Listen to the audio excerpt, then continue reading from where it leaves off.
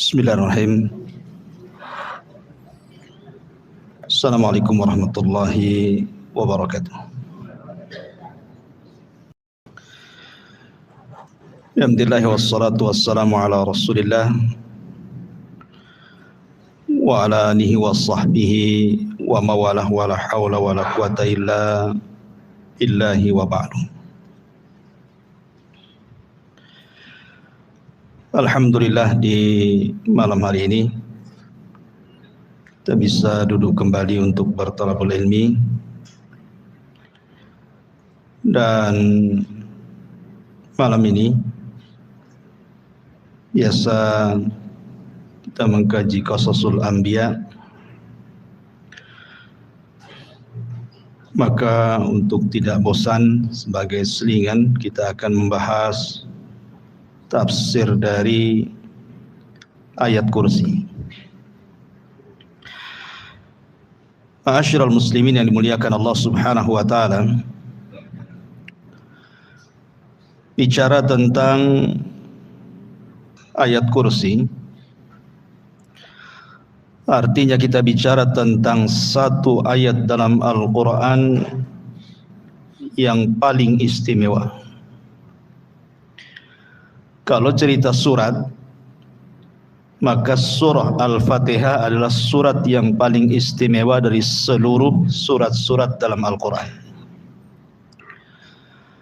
Tapi kalau cerita ayat, maka tidak ada ayat yang lebih istimewa melebihi ayat kursi. Walaupun terjadi khilaf para ulama,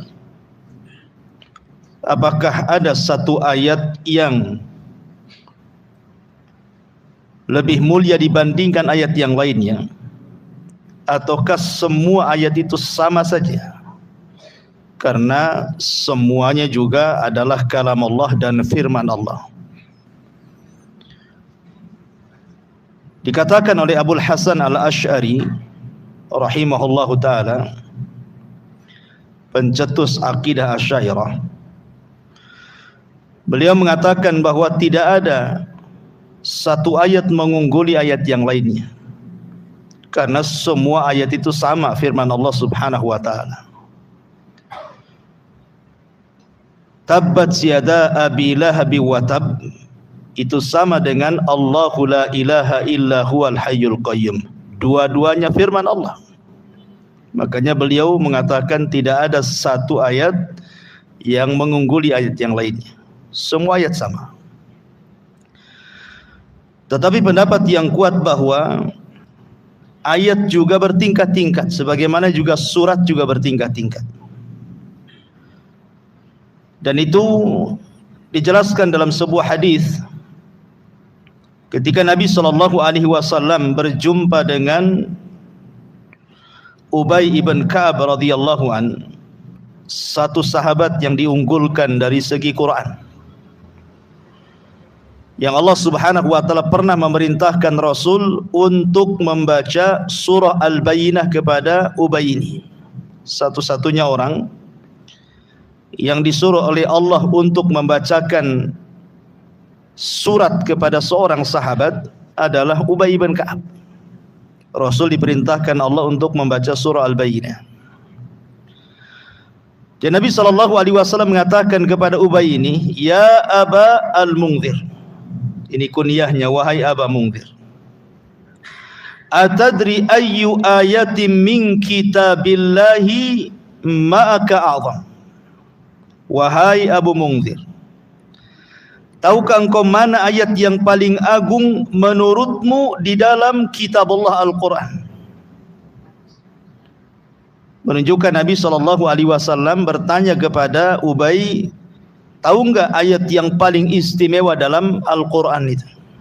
Berarti ada ayat yang istimewa dibandingkan ayat yang lain. Maka Ubay dengan pengetahuan katakan, Allah lebih tahu. Kemudian Nabi SAW bertanya lagi, "Ya Aba Mungzir, atadri ayyu ayati min kitabillahi ma'aka a'zam?" Wahai Aba Mungzir, tahukah kamu Satu ayat yang lebih istimewa di dalam Al-Quran, apa itu? Bolak-balik Rasul bertanya, padahal Ubay sudah mengatakan Allah dan Rasulnya yang tahu sebagai adab beliau. Akhirnya Ubay dengan pengetahuannya mengatakan, Allahu la ilaha illa huwal hayyul qayyum. Dia pun membaca ayat kursi. Apa yang terjadi? Fadaraba fi sadri. Nabi pun kemudian menepuk dadaku, kata Ubay. Kemudian Rasul mengatakan, wallahi liyahni'akal ilmu ya Abal Mundhir. Kata Nabi SAW, semoga Allah memudahkan engkau mendapatkan ilmu dan pengetahuan, wahai Aba Mundhir, karena kecerdasan. Dari riwayat ini menunjukkan bahwa di sana ada ayat yang lebih istimewa dibandingkan ayat-ayat yang lainnya. Dan ulama mengatakan tidak ada ayat yang lebih istimewa seistimewa ayat kursi. Apa penyebabnya? Kenapa kemudian ayat kursi diistimewakan oleh Nabi SAW dibandingkan ayat-ayat yang lainnya? Tentu ada alasannya kan. Kenapa lebih istimewa? Taib. Sebelum saya menjelaskan tentang keistimewaannya, kemudian sedikit tafsirnya, ada beberapa riwayat yang berkaitan dengan ayat kursi ini. Riwayat yang pertama adalah riwayat dari Abi Hurairah radhiyallahu anhu yang masyhur, yang pernah saya ceritakan juga. Jadi satu malam Abi Hurairah radhiyallahu anhu ini mendapatkan giliran oleh Nabi SAW menjaga pembendaharaan zakat ataupun baitul mal. Tiba-tiba kemudian di malam hari ada pencuri mengambil beberapa kantang dari gandum, kemudian ditangkap oleh Abu Hurairah. Tapi kemudian dilepas, alasannya karena dia mengatakan bahwa aku orang miskin, keluargaku juga sama, dan mereka sedang menghajatkan makanan dan perlu malam ini. Akhirnya dilepaskan sama Abu Hurairah. Kemudian besoknya mencuri lagi orang yang sama. Katanya Abu Hurairah, untuk malam ini tidak mungkin saya lepaskan. Kemudian dia alasannya sama juga, dia butuh makan. Malam ketiga nyuri lagi, ketangkap lagi. Kata Abu Hurairah, tidak mungkin 3 kali ini saya lepaskan. Saya akan hadirkan kau kepada Nabi SAW. Tiba-tiba kemudian orang ini mengatakan, wahai Abu Hurairah, maukah kau lepaskan diriku? Dan saya akan ajarkan kepadamu beberapa kalimat yang akan bermanfaat untuk kehidupan. Kata Abu Hurairah, apa itu? Maka pencuri ini mengatakan, ya Aba Hurairah, idza awaita ila firashika faqra ayatul kursi. Wahai Abu Hurairah, kalau engkau menuju pembaringanmu, maksudnya hendak tidur, bacalah ayat kursi. Allahu la ilaha illa huwal hayyul qayyum sampai selesai. Fa innaka lan yazala 'alaika minallahi hafizun wala yaqrabuka syaitanun hatta tusbih. Dan engkau akan senantiasa dijaga selama tidurmu sampai waktu pagi, dan tidak ada satupun syaitan yang berani mendekatimu. Akhirnya kemudian Abu Hurairah melepaslah pencuri ini, dilepaskan sama dia. Kemudian esok harinya Nabi SAW sudah tahu. Kata Nabi SAW, ya Abu Hurairah, ma fa'ala asirukal barihah. Hei Abu Hurairah, kenapa kau lepaskan pencuri semalam itu? Apa yang kau lakukan dengan dia? Kemudian Abu Hurairah menceritakan tentang orang yang mencuri itu, dia lepaskan karena dia mengajarkan beberapa kalimat itu. Maka Nabi SAW mengatakan, ya Abu Hurairah, tahu enggak siapa dia? Maka Abu Hurairah mengatakan, Allah dan Rasulnya yang tahu. Kata Nabi SAW, dia adalah syaitan sadaqaka wa huwa kadzub. Orang yang kau tangkap semalam itu setan loh. Memang ketika dia mengajarkan khusus ini dia benar, tapi setan itu semuanya pendusta. Jadi benar itu hanya ini saja, masalah mengajarkan kepada Abu Hurairah soal ayat kursi, dia benar di sini. Tapi umumnya setan itu para pendusta. Dari sini menunjukkan bahwa disyariatkan membaca ayat kursi kapan? Sebelum tidur. Ya, disyariatkan seseorang membaca ayat kursi sebelum tidur supaya dijaga dari syaitan. Ini satu. Kemudian yang kedua, hadis dari Ubay ibn Ka'ab radhiyallahu an. Kasusnya sama. Jadi Ubay bin Ka'ab juga suatu malam dia sedang menjaga Baitul Mal, tiba-tiba ada yang mencuri, kemudian ketika dipegang rupanya berbulu semua tangannya.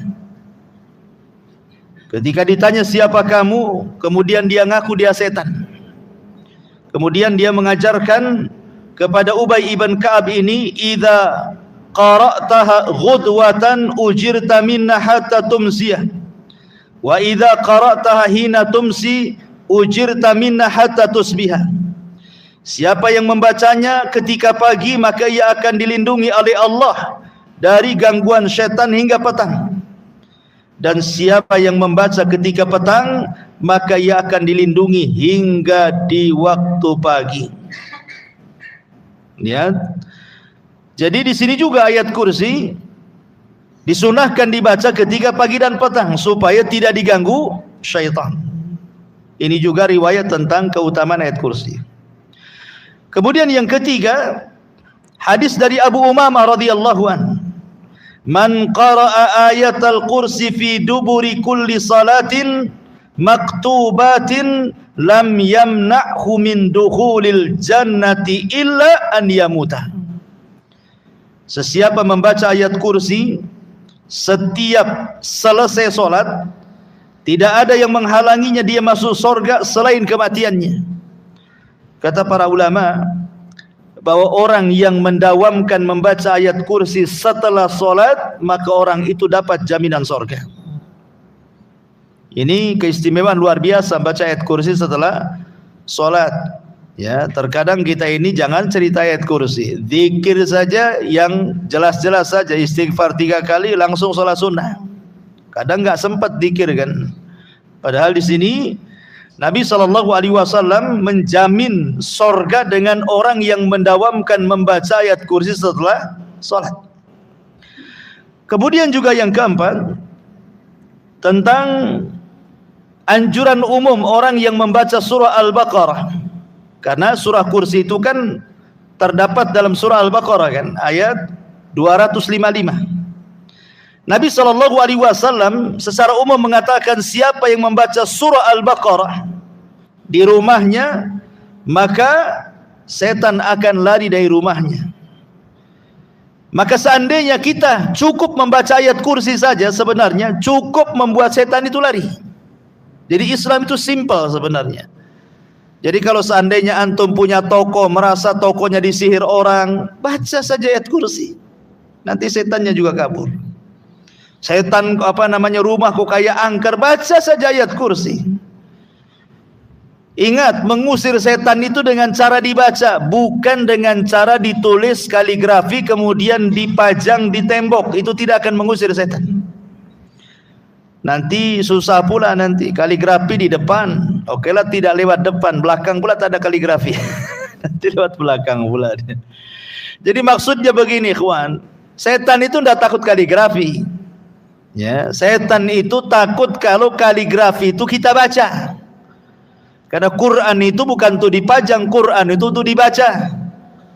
Apalagi kalau kaligrafinya tak bisa dibaca pula, kan ada itu kaligrafi yang susah dibaca itu. Mungkin sudah modelnya kayak gitu kan. Yang punya kaligrafinya aja suruh baca tak tahu dia. Jadi asal beli saja kan itu. Karena ada bentuk kaligrafi, kaidah-kaidahnya kita tidak paham gitu ya. Lah gimana nggak bisa dibaca, ngusir setan gitu. Jadi kalau ingin ngusir setan, baca. Ya, merasa di tokonya disihir orang, baca kursi, ayat kursi di tokonya. Merasa rumahnya kok angker, baca. Merasa tempat itu angker, baca ayat kursi. Sebenarnya mudah, simpel dalam Islam itu. Ya, kita saja yang kemudian malas membaca ayat kursi itu. Termasuk juga ma'asyiral muslimin yang dimuliakan Allah Subhanahu wa taala, disunahkan juga membaca ayat kursi ini ketika seseorang terasa terganggu atau diganggu oleh syaitan. Ya, umpamanya antum merasa kesambet atau apa gitu ya. Ya, baca ayat kursi. Baik. Ini sedikit dari keistimewaan ayat kursi. Pertanyaannya ikhwatu fiddin, kenapa ayat kursi ini kok istimewa sekali di antara ayat-ayat yang lainnya? Yang pertama, karena memang nas hadis sendiri yang tadi sudah saya bacakan, hadis tentang Ubay bin Ka'ab, Rasul yang mengatakan seperti itu. Ketika bertanya kepada Ubay, tahukah engkau wahai Ubay ayat yang paling istimewa dalam Al-Quran? Kemudian Ubay menjawab ayat kursi dan Rasul membenarkannya. Ini satu. Kemudian yang kedua, keutamaan ayat kursi ini disebutkan karena dalam ayat kursi ini terkandung banyak makna yang tidak ada pada ayat-ayat yang lainnya. Seperti saya contohkan tadi, tabat yada abi lahab wa tab. Celakalah kedua tangan Abi Lahab dan celaka. Itu juga Quran juga kan, satu ayat tuh. Tabat yada abi lahab wa tab, itu satu ayat. Kemudian Allahu la ilaha illa huwal hayyul qayyum, itu juga ayat juga. Tapi kalau kita mau bedah tuh makna tabat yada abi lahab wa tab dengan Allahu la ilaha illa huwal hayyul qayyum, maka Allahu la ilaha illa huwal hayyul qayyum itu tidak ada batas. Kalau kita mau menjelaskan mungkin perlu berhari-hari, perlu berjilid-jilid itu makna la ilaha illallah, tauhid itu. Makanya karena banyak terkandung makna yang tidak ada pada ayat yang lain, makanya kemudian ayat kursi ini diistimewakan dibandingkan ayat-ayat yang lain. Itu dari segi kandungan makna. Dari segi orang yang membacanya, orang yang mentadaburinya, orang yang memikirkannya, itu pun lebih istimewa dibandingkan ayat-ayat yang lainnya. Kemudian yang ketiga, hebatnya ayat kursi ini, menurut Imam Nawawi rahimahullahu ta'ala, Allah subhanahu wa ta'ala menyebutkan tentang usulu asma'illah, masdar daripada nama Allah subhanahu wa ta'ala, di mana seluruh nama-nama Allah itu kembali kepada satu nama ini. Apa itu? Allah. Allah mulai dengan kalimat Allah. Allahu la ilaha illa huwal hayyul qayyum. Semua nama Allah itu kembali kepada Allah. Makanya kalimat tauhid itu la ilaha illallahu, tidak boleh dibaca la ilaha illa ar-Rahman, la ilaha illa al-Azizu, la ilaha illa al-Ghafur, tidak boleh. Kenapa? Karena kalimat ar-Rahman bisa saja maknanya bukan Allah. Seperti orang-orang musyrik jahiliyah, mereka mengatakan kepada si nabi palsu Musailamah al-Kadzdzab itu disebut Rahmanul Yamamah katanya. Rahmannya Yamamah katanya. Negeri Yamamah. Atau Al-Aziz bisa saja bukan Allah. Seperti Allah mengatakan wa mra'atu al-Aziz, wa mra'atul Aziz. Ya, seorang laki-laki yang memungut Nabi Yusuf itu namanya Al-Aziz. Kemudian diletakkan di istananya. Itu Aziz namanya. Tetapi ketika kita katakan Allah, tidak mungkin berpaling kecuali hanya Dia saja. Dan Allah subhanahu wa ta'ala sebutkan 17 kali dalam ayat kursi itu. Ya, di mana seluruh kata ganti itu kembali kepada Allah. Allah, la ilaha illa huwa lagi. Kemudian al-hayyu, al-qayyum, ya'khuduhu, di situ ya. Itu dhamir itu. Kemudian lahu ma fis samawati wa ma fil ardh. Man dzalladzi yashfa'. Di sini terkandung huwa, huwa kembali kepada Allah. Indahu lagi, illa biidnihi, hi lagi di situ. Dan begitu seterusnya. Ya. Jadi 17 kali terulang yang merupakan usul asma'illah itu ada pada ayat kursi dan tidak terdapat dalam ayat-ayat yang lainnya. Sebab itulah istimewanya ayat kursi. Kata Imam Nawawi rahimahullahu ta'ala. Kemudian juga dalam ayat kursi ini terkandung antara tasbih wa takdis. Tasbih dan takdis. Ibadah para malaikat itu disebutkan di dalam Al-Quran surah Al-Baqarah, wa nahnu nusabbihu bihamdika wa nuqaddisulah. Kan begitu ibadah malaikat itu. Wa nahnu nusabbih, dan kami bertasbih.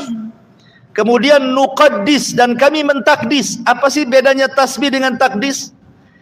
Kalau tasbih itu membersihkan zatnya dari sifat-sifat yang tidak layak disematkan kepada Allah. Kalau takdis itu membersihkan perbuatannya dari perbuatan-perbuatan yang tidak sempurna yang disematkan kepada Allah. Jadi kalau tasbih zatnya, kalau takdis perbuatannya. Dalam ayat kursi itu, lihat, Allah mensucikan dua-duanya. Seperti la ta'khuduhu sinatun wala naum. Allah tidak tersentuh kantuk dan pula tidur. Kantuk pun tidak, apalagi tidur. Itu namanya perbuatannya dibersihkan kan itu. Karena ngantuk dan tidur itu bagi manusia sempurna, tapi bagi Allah tidak sempurna. Orang kalau tidak ngantuk, tidak tidur, pasti masuk rumah sakit. Karena itu bukan sifat manusia. Orang yang tidak ngantuk, tidak tidur itu pasti sakit orang tuh. Tapi bagi Allah Subhanahu wa taala itu sifat sempurna. Ya, makanya Allah Subhanahu wa taala ditakdis dan ditasbih, dan itu hanya ada dalam ayat kursi. Sampai beberapa kali gitu ya, nanti saya jelaskan ketika tafsirannya. Kemudian juga yang nomor 5, ada sebuah kaidah, syaraful ilmi ala syarafil ma'lum. Mulianya sebuah pengetahuan itu karena mulianya ilmu yang dipelajari. Mulianya sebuah pengetahuan itu karena mulianya ilmu yang dipelajari, dan tidak ada pelajaran yang lebih mulia melebihi tauhid. Tidak ada ilmu yang lebih mulia di dunia ini kecuali mengenal Allah, ma'rifatullah, mengenal Allah. Dan ayat kursi ini seolah-olah menjawab sebuah pertanyaan, siapa Tuhan kita? Kalau antum ditanya siapa Allah, jawablah ayat kursi. Siapa Allah? Allahu la ilaha illa huwal hayyul qayyum, sampai selesai. Itulah Allah, itulah Tuhan kita. Jadi Allah Subhanahu wa taala menyebutkan 10 kalimat dalam ayat kursi ini. Itu jawaban dari sebuah pertanyaan tentang man rabbuka, siapa Rabbmu, siapa Tuhanmu, siapa Allah. Maka disebutkan dengan 10 kalimat. Dalam ayat kursi ini ada 10 kalimat. Nanti kita akan tafsirkan sedikit demi sedikit supaya paham siapa Tuhan kita. Ya. Ma'asyiral muslimin yang dimuliakan Allah Subhanahu wa taala. Intinya bahwa dari 5 perkara inilah kita tahu bahwa ayat kursi itu ayat yang sangat istimewa dibandingkan ayat-ayat yang lainnya. Adapun keutamaan, bukan hanya yang disebutkan banyak, seperti orang yang mendawamkan membaca surah ayat kursi ini akan dimudahkan rezekinya. Ya. Kemudian juga orang yang suka membaca ayat kursi itu dalam satu hari bisa berkali-kali, berarti orang itu betul-betul akan beriman kepada qadar dan qadar Allah, dan dia akan merasa dimudahkan kehidupannya. Kemudian juga orang yang membaca ayat kursi itu maka akan dihindarkan dari setiap mara bahaya. Dan orang yang membaca ayat kursi itu akan diberikan kesabaran dan bisa menghadapi semua musibah. Dan begitu seterusnya, bahkan bisa mengobati penyakit badan dan penyakit hati. Itu dari segi faedah ruhiyahnya. Taib, kita akan masuk sedikit pada tafsir singkatnya. Ma'asyiral muslimin yang dimuliakan Allah Subhanahu wa taala. Di sini Allah Subhanahu wa taala menghabarkan dirinya dengan 10 habar. Allah la ilaha illahu, ini satu. Allah Al-Hayyul Qayyum. Allah la ta'khudhuhu sinatun wala naum. Allah lahu ma fis samawati wa ma fil ard. Allah man dhal ladzi yashfa'u indahu illa bi idzni. Allah ya'lamu ma baina aydihim wa ma khalfahum. Allah wa la yuhituna bi syai'in min ilmihi illa bima syaa. Allah wasi'a kursiyyuhu samawati wal ard. Allah wala ya'udhuhu hifdhuhuma. Allah wa huwal aliyyul azim. Wa huwal aliyyul azim. Di sini Allah Subhanahu wa taala menghabarkan siapa dirinya dengan 10 habar. Yang pertama, Allah. Siapa Allah? Allah adalah la ilaha illahu.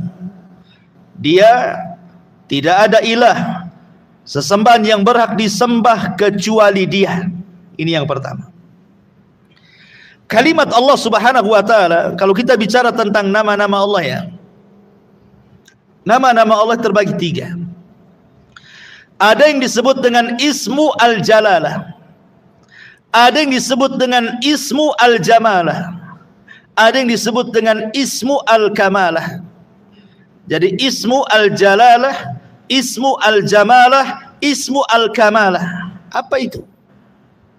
Kalau kita belajar asma dan sifat, nama-nama dan sifat bagi Allah Subhanahu wa taala, kan ada buku tuh namanya buku tentang Asmaul Husna. Jadi Al-Jalalah itu maksudnya bicara soal nama Allah yang memiliki keagungan yang tidak dimiliki kecuali hanya Allah Subhanahu wa taala saja, dan melahirkan khauf bagi kita, perasaan takut. Ini yang pertama. Yang kedua, Al-Jamalah, nama Allah yang memiliki kelembutan, sehingga melahirkan kepada kita sebuah harapan. Kemudian yang ketiga, Al-Kamalah, nama Allah yang memiliki kesempurnaan, supaya kita yakin bahwa Allah lah tempat bergantung semua kebutuhan dan hajat manusia kepadanya. Disebut Al-Jalalah, Jalalah itu artinya sebuah keagungan dan kemuliaan, kebesaran yang melahirkan perasaan takut kepada kita. Seperti Al-Mutakabbir, Allah itu zat yang maha sombong. Sombong ini sifat Allah. Kemudian Al-Muntakim, Allah itu zat yang maha mengirim siksaannya kepada siapapun sesuai kehendaknya. Al-Khaliq, Dia yang menciptakan, tidak ada manusia selain Dia yang menciptakan. Allah, Dialah zat satu-satunya yang disembah. Itu disebut Jalalah namanya. Beda dengan yang kedua, Jamalah, kelembutan, Rahim. Allah itu maha pengasih, maha penyayang, Latif, maha lembut. Itu namanya Jamalah. Ya. Apa bedanya? Kalau kita berhadapan dengan nama Allah yang sifatnya Jalalah, maka kita harus bermuamalah dengan sifat ini dengan cara kebalikannya. Ketika kita katakan Allah Al-Khaliq, maka kita katakan kita ini makhluk. Ketika Allah itu mutakabbir, kita katakan kita harus mutawadi. Allah sombong, berarti kita harus rendah diri. Allah pencipta, berarti kita makhluk. Jadi bermuamalah dengan kebalikan sifatnya. Jangan Allah sombong, antum pula sombong, kurang ajar itu namanya. Ya. Allah sombong, kita harus tawadu. Siapa kita di hadapan Allah? Sombong itu adalah ridanya Allah. Beda dengan yang kedua, sifat Jamalah, kita harus menirunya. Allah Rahim, berarti kita juga harus Rahim. Allah Ghafur, berarti kita juga harus Ghafur. Kalau Allah penyayang, kita berusaha untuk menyayang. Kalau Allah itu pengampun, berusaha kita mudah memaafkan, dan begitu seterusnya. Ya. Lihat sifat itu masuk ke mana gitulah, sifat Jamalah atau sifat Jalalah. Allah itu sifat Jalalah. Allah itu artinya ma'bud, yang disembah. Berarti kita ini sebagai hambanya adalah abid, orang yang menyembah. Jangan seperti Fir'aun mengatakan ana rabbukumul a'la, saya Rabb kalian yang lebih tinggi, sembah saya, katanya. Makanya Allah katakan fa'aghraqnahu wa junudah, kami tenggelamkan si Fir'aun dan bala tentaranya. Ma'asyiral muslimin yang dimuliakan Allah Subhanahu wa taala. Jadi Allah ini adalah semua nama kembali kepada Dia. Semua nama kembali kepada Allah Subhanahu wa taala. Kemudian yang kedua, Al-Hayyul Qayyum. Allah huwal Hayyul Qayyum. Allah dialah Al-Hayyu yang maha hidup, Al-Qayyum dan maha berdiri sendiri, tidak berhajat kepada makhluknya. Kalimat Al-Hayyu, ma'asyiral muslimin yang dimuliakan Allah Subhanahu wa taala. Allah Subhanahu wa taala ketika menyebut kalimat Al-Hayyu, maknanya Allah itu zat yang maha hidup dan tidak akan pernah mati.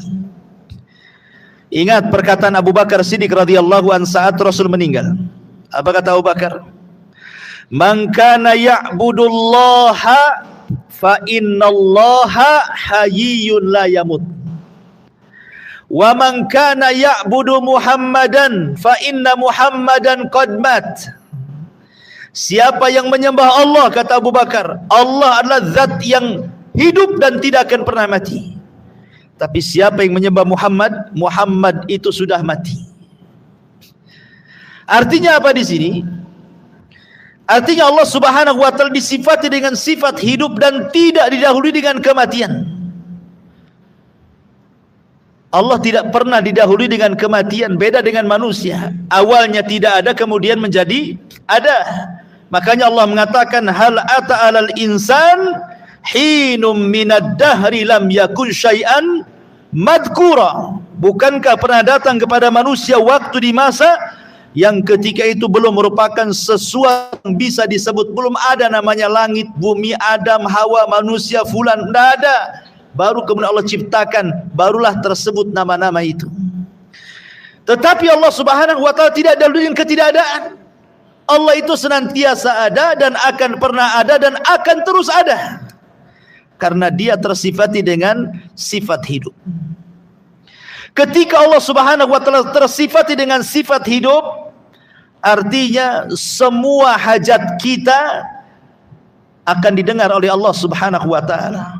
Karena zat yang hidup, maka Dia akan melihat, Dia akan mendengar, Dia akan mengijabah, Dia akan mengabulkan, dan begitu seterusnya. Kebalikannya, kalau zat itu mati, tidak bisa mengabulkan apapun permintaan kita. Lihat ketika Ibrahim menghancurkan patung-patung Namrud, kemudian palunya diletakkan di patung yang paling besar.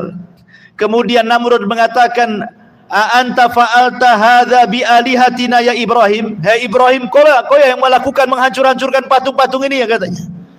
Kata Ibrahim, tidak. Yang menghancurkan itu loh berhala yang gede, itu palunya ada di situ, katanya. Ya. Coba saja tanya, in kanu yantiqun, kalau mereka bicara, katanya. Tanya saja kalau mereka bicara. Ibrahim ingin mengatakan dengan kalimat, jika mereka bicara, katakan ini loh patung mati. Jangan lagi diajak bicara, bicara pun tidak bisa.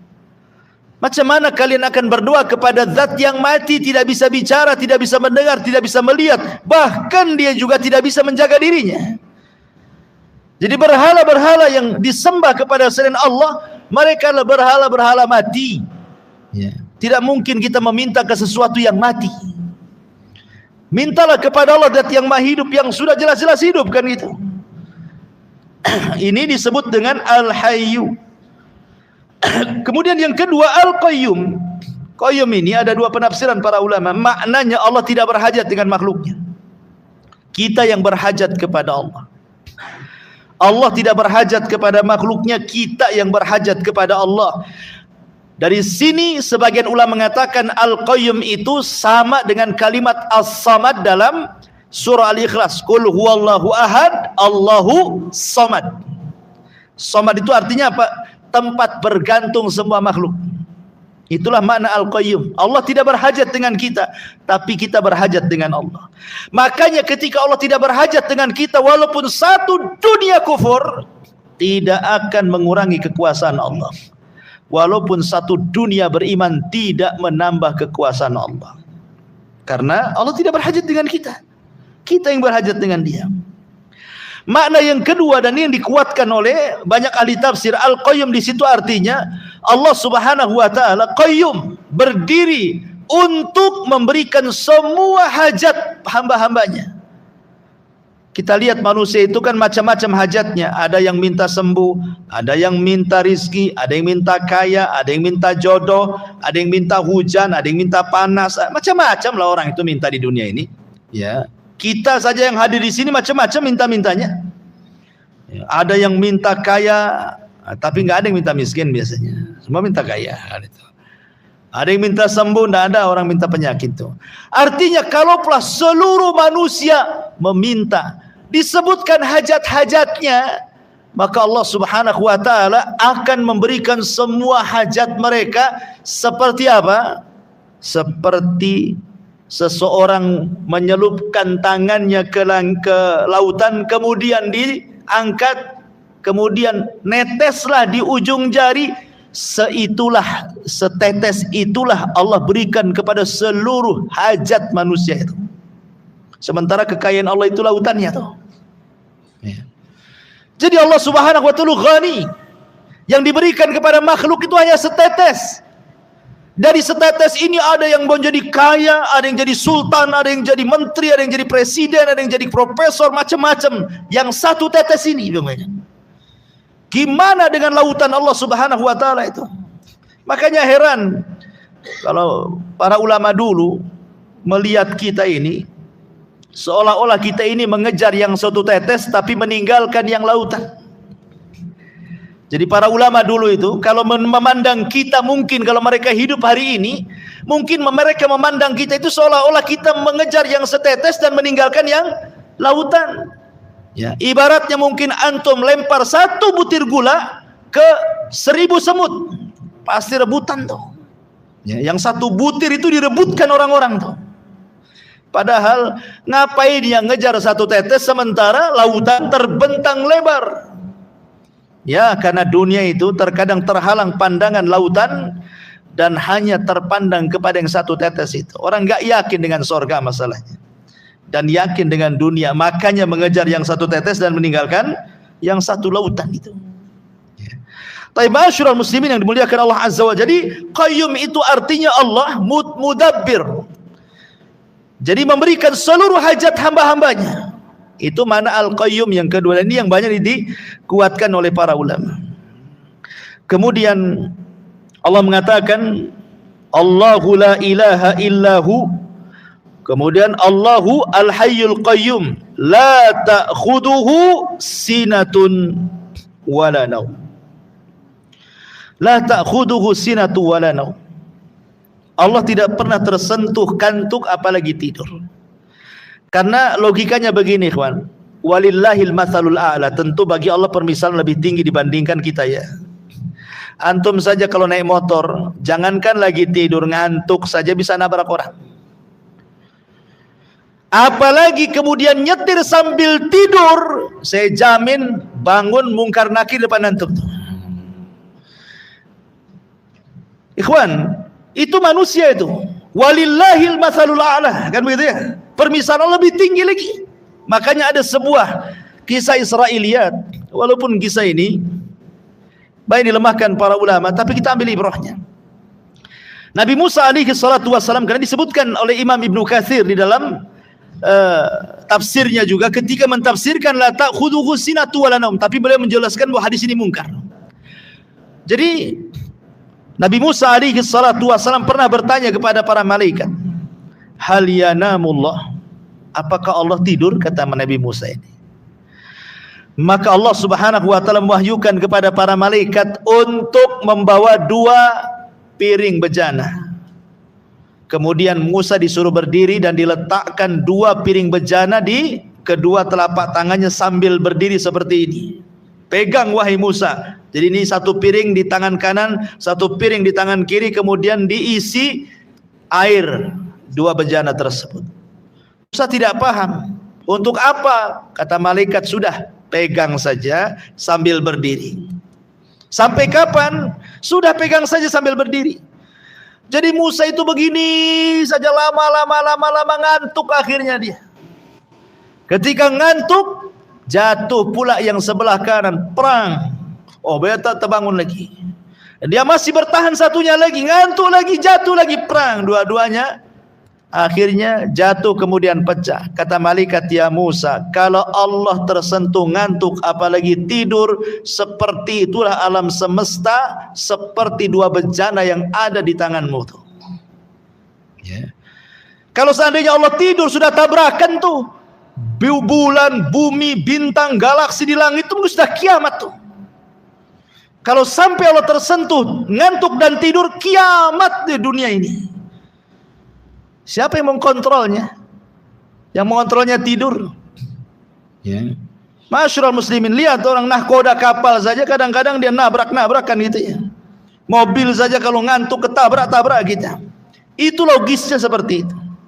Jadi mustahil Allah itu tersentuh tidur dan apalagi tersentuh ngantuk apalagi tidur, karena dua sifat ini adalah sifat yang kurang bagi Allah tapi sempurna bagi manusia.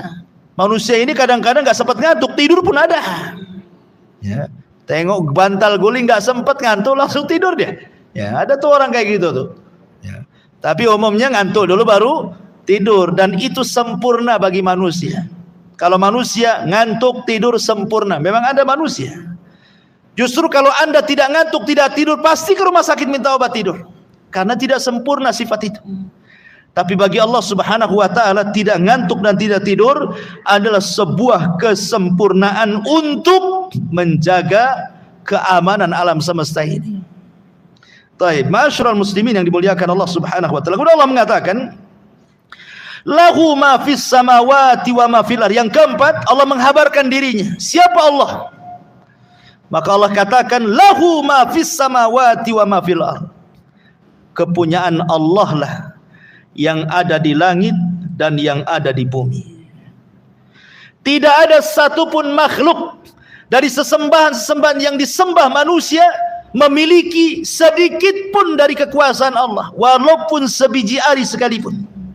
Makanya Allah subhanahu wa ta'ala mengatakan, ayusyrikuna ma la yakhluqu syai'an wa hum yukhlaqun wa la yastati'una lahum nasra wa la anfusahum yansurun.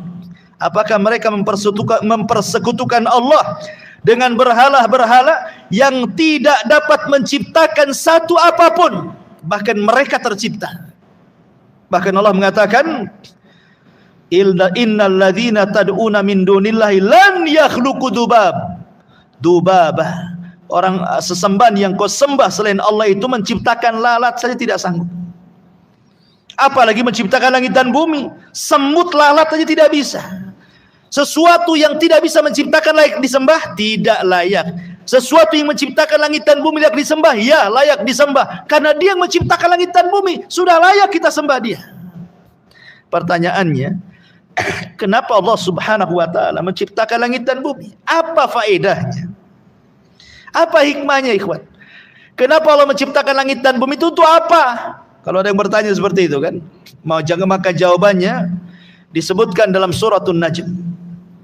Allah subhanahu wa ta'ala mengatakan, walillahi ma fis samawati wa ma fil ardh liyazziyal ladzina asa'u bima amilu wa yazziyal ladzina ahsanu bil husna. Inilah, kalau antum ditanya kenapa Allah menciptakan langit dan bumi, apa faedahnya, apa tujuannya, jawab dengan ayat ini. Allah katakan, walillahi ma fis samawati wa ma fil ardh. Milik Allah lah semua yang ada di langit dan semua yang ada di bumi. Untuk apa? Liyazziyal ladzina asa'u bima amilu. Agar Allah membalas orang-orang yang melakukan kejahatan dengan kejahatan yang mereka lakukan, dan membalas orang-orang yang berbuat kebaikan dengan kebaikan yang mereka lakukan. Jadi tujuan Allah menciptakan langit dan bumi itu untuk manusia, menguji manusia. Apakah manusia berbuat jahat ataukah manusia berbuat baik? Perhatikan ikhwan, kalau antum lihat ke langit pertama, kedua, ketiga, keempat, kelima, keenam, ketujuh sampai ke Arasy, isi langit itu apa? Isi langit itu semua malaikat. Isi langit itu dari langit pertama sampai ke Arasy itu semua malaikat. Pertanyaannya, malaikat bermaksiat? Tidak ada malaikat bermaksiat itu. Di langit itu tidak ada maksiat kecuali satu kali. Saat iblis tak mau sujud kepada Adam, itu saja. Tetapi itu satu kali saja. Selepas itu di langit tidak ada maksiat sampai hari ini. Karena malaikat itu tidak disifati dengan sifat itu kan. Mereka itu wa yaf'aluna ma yu'marun, melakukan apapun yang diperintahkan oleh Allah. Coba kalau kita lihat ke bumi, itu kan lihat ke langit tuh. Di langit tidak ada maksiat. Kita lihat ke bumi. Bumi ini macam-macam, ada syiriknya, ada bid'ahnya, ada maksiatnya. Macam-macam, ada yang kedukun, ada yang durhaka kepada orang tua, berdusta, ghibah, namimah, macam-macam di bumi ini maksiat. Terbalik ya. Kalau di langit ibadah semua, di bumi ini macam-macam maksiat ada. Macam-macam maksiat di bumi ini. Ya, karena manusia tidak seperti malaikat. Manusia tidak seperti malaikat. Makanya manusia itu kalau mereka kemudian bisa menahan diri untuk tidak bermaksiat, lebih mulia dibandingkan malaikat. Tapi kalau mereka tidak bisa menahan diri, masuk pula ke dalam maksiat, lebih hina dibandingkan binatang ternak. Itulah manusia. Dari sini ikhwatu fiddin, maka mintalah kepada Allah Subhanahu wa taala supaya kita bisa melakukan amal kebaikan dan supaya bisa menjauhkan dari amal keburukan. Dan di sini ada kaedah, Allah itu ditaati karena izinnya dan Allah dimaksiati karena pengetahuannya. Yuta'u bi'idnih wa yu'sa illa bi'ilmih, katanya ulama. Maksudnya gimana? Allah ditaati bi'idnih karena izinnya, wa yu'sa illa bi'ilmih, dan Allah dimaksiati kecuali karena pengetahuan Allah. Ini sebuah kaidah nih. Ya. Allah ditaati karena izinnya, Allah dimaksiati karena pengetahuannya. Maksudnya begini, ikhwan. Kalau Anda salat, zakat, puasa, haji, birrul walidain, berzikir, baca Quran, oh ibadah antum lakukan. Antum jamin ibadah antum diterima? Tidak. Tidak ada jaminan ibadah kita diterima. Walaupun antum tidak maksiat dari lahir sampai mati, tidak ada jaminan amal antum diterima Allah. Kecuali kalau Allah mengizinkan menerima amalan kita. Ingat ya, karena Allah itu ditaati berdasarkan izinnya. Walaupun antum sesoleh apapun, belum tentu diterima kalau Allah tidak izinkan. Tapi kalau Allah izinkan, satu rakaat solat diterima sudah cukup bagi kita. Makanya kata Abu Darda radhiyallahu anhu, kalau aku tahu, katanya, satu sujudku diterima oleh Allah, satu saja seumur hidupku, satu sujudku aku tahu diterima Allah, cukup bagiku, katanya. Kenapa? Karena Allah mengatakan innama yataqabbalullahu minal muttaqin, karena Allah menerima dari hamba-hamba Allah yang bertakwa. Kalau aku tahu sujudku satu kali terima, berarti aku tahu aku termasuk orang takwa, dan hanya orang takwa yang masuk surga. Masalahnya kan kita tidak tahu apakah amalan kita diterima atau tidak. Ketika tidak tahu, kita pun tak tahu kita takwa ataupun tidak, itu masalahnya. Makanya kita hanya berharap semua ibadah kita diizinkan Allah. Kemudian penggalan kalimat yang kedua, wa yu'sa illa bi'ilmi, dan tidaklah Allah dimaksiati kecuali dengan pengetahuannya. Kalau maksiat itu tidak perlu izin dari Allah. Bukan berarti kalau umpamanya antum maksiat belum tentu masuk neraka. Sudah jelas masuk neraka, gitu maksudnya. Tanpa izin-izin dulu. Ya Rabb, saya sudah berzina, masuk neraka enggak nih? Enggak perlu, langsung masuk neraka. Kalau maksiat itu tidak ada izin-izinan, karena Allah sudah tahu. Kenapa sudah tahu? Pertanyaannya, ketika antum maksiat, antum tahu enggak? Tahu. Masa antum tidak tahu antum maksiat? Antum berzina, antum minum khamar, antum maling, antum sendiri tahu sedang maksiat. Allah, ingat, syafaat itu ada dua macam. Ada syafaat di bumi, ada syafaat di akhirat. Ada syafaat di dunia, ada syafaat di akhirat. Dan syafaat di dunia ini maksudnya adalah ibadah yang kita lakukan. Ibadah itu ada dua, ada adlun, ada syaf'un. Adlun, syaf'un. Adlun itu ibadah wajib, Syaf'un itu ibadah sunnah. Salat 5 waktu adlun, puasa Ramadan adlun, zakat wajib adlun, kemudian haji adlun, itu disebut adlun. Kemudian sana ada syafaat, syaf'un. Nah, itulah salat rawatib, sedekah, umrah, dan begitu seterusnya. Kalau amalan-amalan wajib kita ingin diterima, maka lakukan yang sunnah. Kalau amalan wajib kita ingin diterima, maka lakukan amalan-amalan yang sunnah. Karena sunnah ini disebut syaf'un, syafaat. Syaf'un itu artinya syafaat. Perantara diterima ibadah wajib itu dengan melaksanakan ibadah sunnah, gitu maksudnya. Makanya ada adlun, ada syaf'un. Kalau ingin diterima sholat 5 waktunya, maka jangan lupa juga sunnah-sunnahnya. Kalau ingin diterima puasa Ramadannya, jangan pula dengan lupakan puasa-puasa sunnahnya. Kalau ingin diterima haji, jangan pula umrohnya lupa. Kalau ingin diterima zakatnya, jangan pula sedekahnya lupa. Begitu maksudnya. Karena ibadah sunnah itu disebut syaf'un. Dialah syafaat, jembatan diterima ibadahnya yang wajib itu. Tetapi walaupun demikian, baik wajib ataupun sunnah tetap tidak akan diterima kecuali setelah ada izin Allah. Ini satu. Yang kedua, ada syafaat di akhirat. Syafaat di akhirat ma'ruf. Dan syafaat Nabi SAW itu 2. Ada di masa hidupnya, ada setelah kematiannya. Kalau di masa hidupnya boleh kita meminta syafaat seperti Anas bin Malik datang kepada Rasulullah masa hidup tuh. Rasul, berikan aku syafaat di hari kiamat, kata Anas. Rasul masih hidup. Kata Rasul, baik Anas, karena engkau sudah banyak berbuat baik kepadaku, kuberikan syafaatku kepadamu.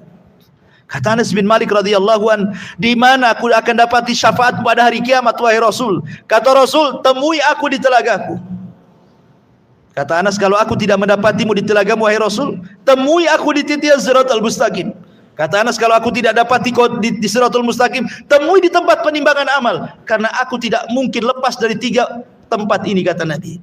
Anas minta syafaat, Rasul masih hidup. Enggak apa-apa. Karena Rasul masih hidup. Tapi masalahnya Rasul sudah meninggal. Sehingga ketentuan syafaat cuma 1 di akhirat. Ya.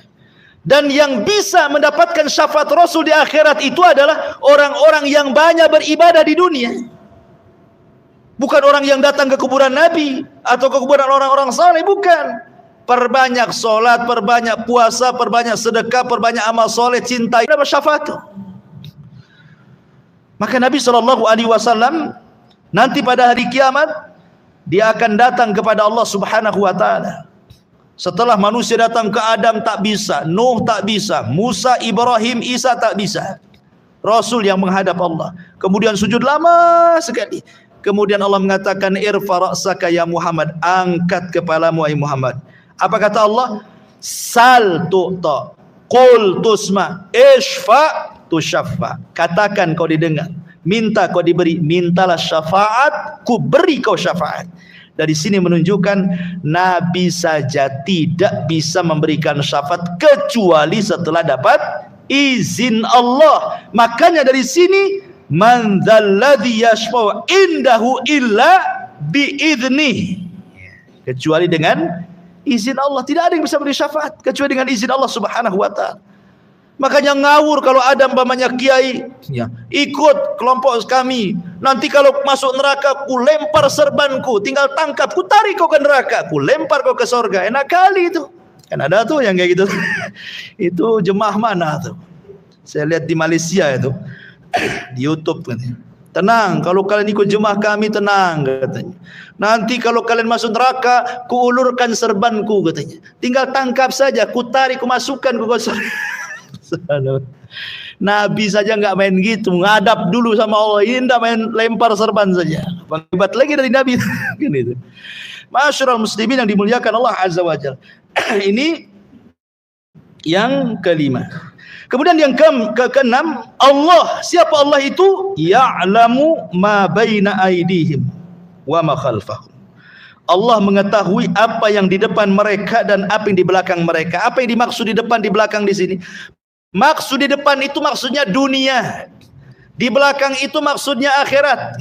Maksudnya Allah Maha tahu baik urusan dunia ataupun urusan akhirat. Allah itu tahu semuanya.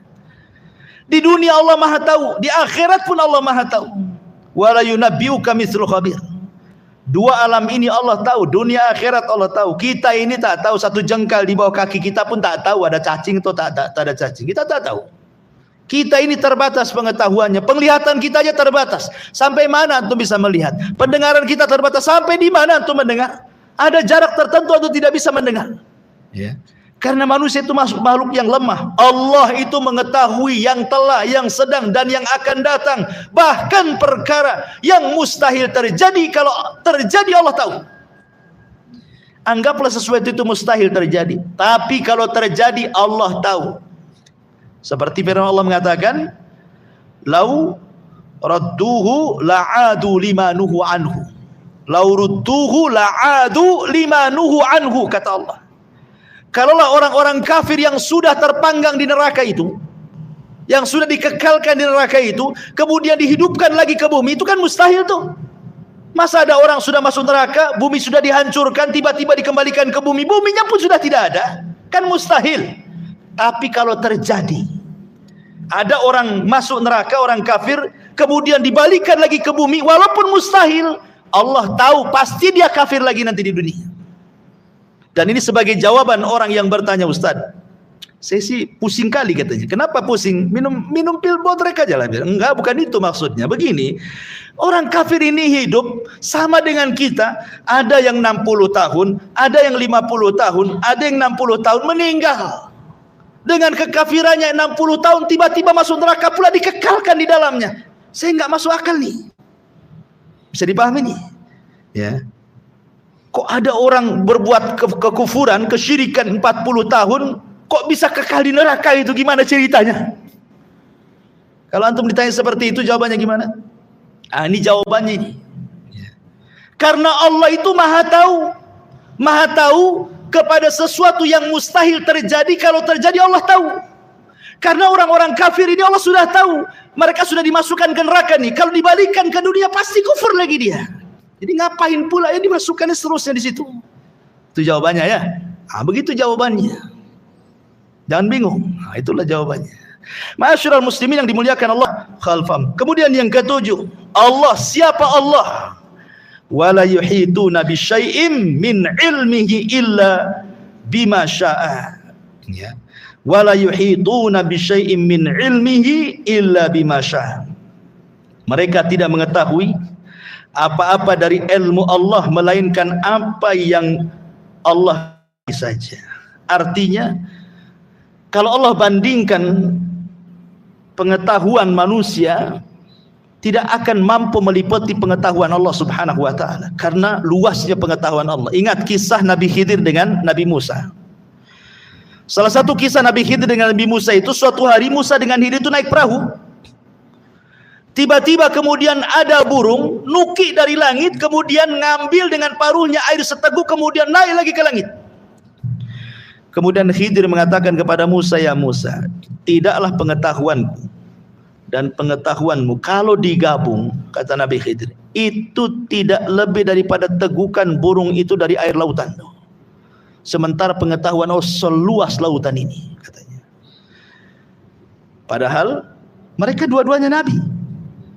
Tapi pengetahuan keduanya itu ibarat satu tegukan saja. Itulah pengetahuanku dan pengetahuan kamu. Ya, kan Allah mengatakan, "Wa ma utitu min ilmin illa qalila." Tidaklah kami diberikan ilmu kecuali sedikit. Yang sedikit inilah yang kemudian jadi profesor, jadi penemu, jadi orang cerdas dari macam-macam. Padahal sedikit itu yang Allah keluarkan, yang Allah kasihkan di bumi itu.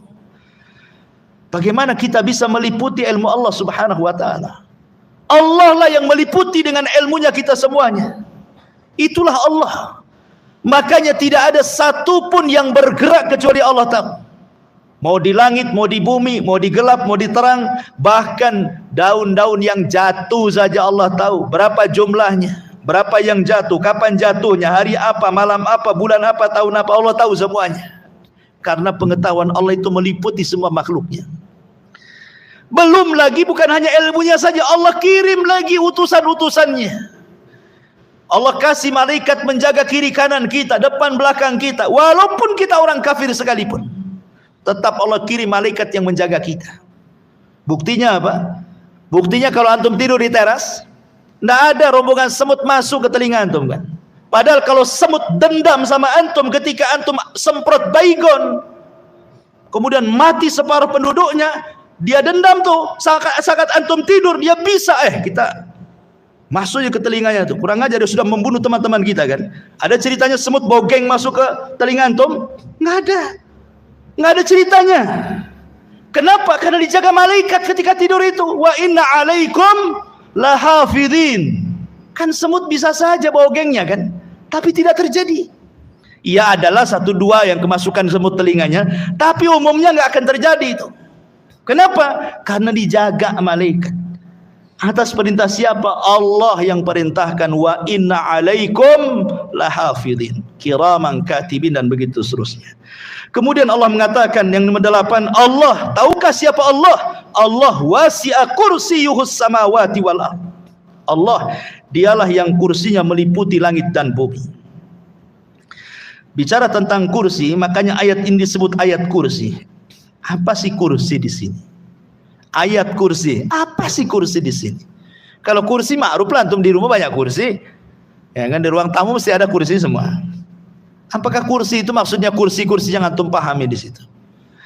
Ada sebagian para ulama mentafsirkan maksud daripada makna kursi itu apa.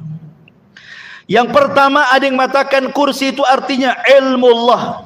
Jadi ayat kursi itu artinya ayat yang bicara tentang pengetahuan dan ilmu Allah yang meliputi semua makhluknya.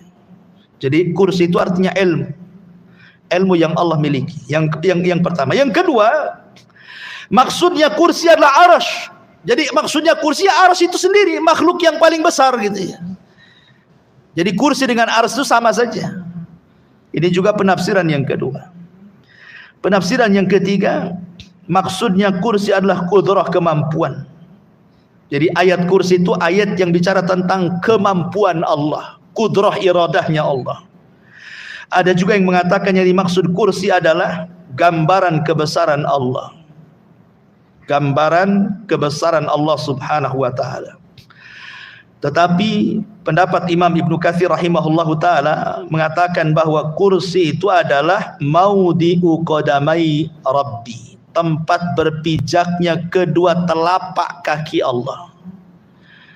Kalau seandainya tempat berpijaknya saja sebesar itu, sebagaimana Rasul mengatakan, kalau seandainya bumi ini dibandingkan dengan 7 lapis langit, itu ibarat Anda jalan-jalan ke padang pasir, kemudian copot cincin, letakkanlah cincin itu di padang pasir. Kata Rasul, bumi itu cincinnya, padang pasir itu langitnya.